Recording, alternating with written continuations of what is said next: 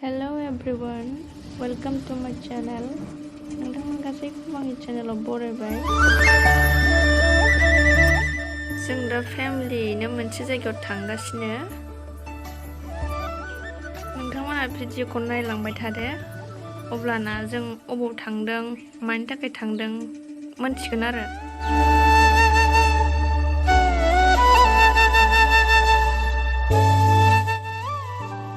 जोंनि डेस्टिनेशनाव सफैबाय। बेनो जादों शिव मन्दिर। टिउसकनि शिव मन्दिराव जों फेमिलियैनो फुजा खालामनो थांदों। बे फुजाया जाहैदों न'आव गारि गोदान लादों, बेनिनो फुजा आरो।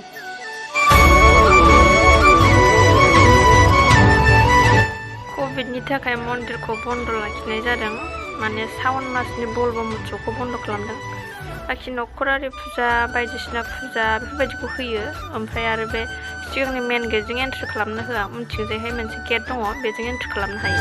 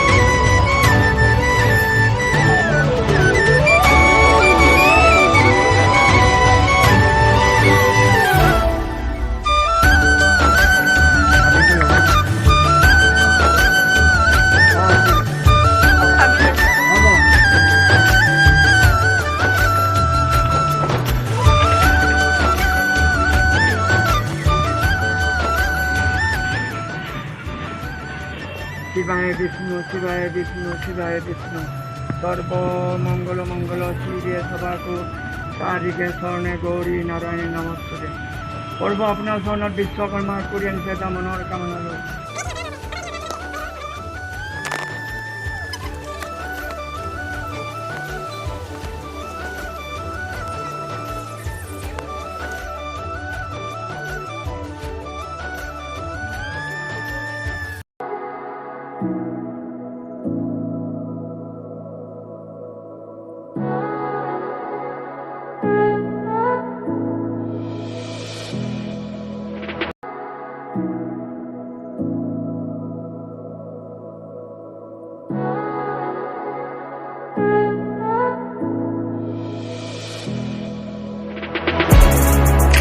फुजा होनाया जोब्बाय, थ' दा जों न'आव थांफिननोसै।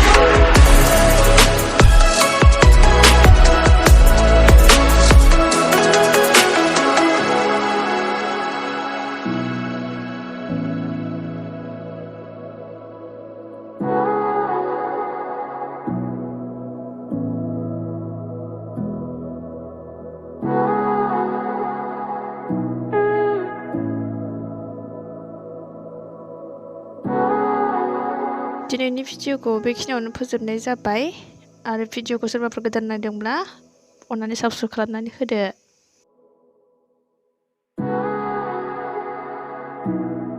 न'आव लाबोजेननाय समाव माबायदि वेलकाम खालामदोंमोन बेखौबो एसे नायदो।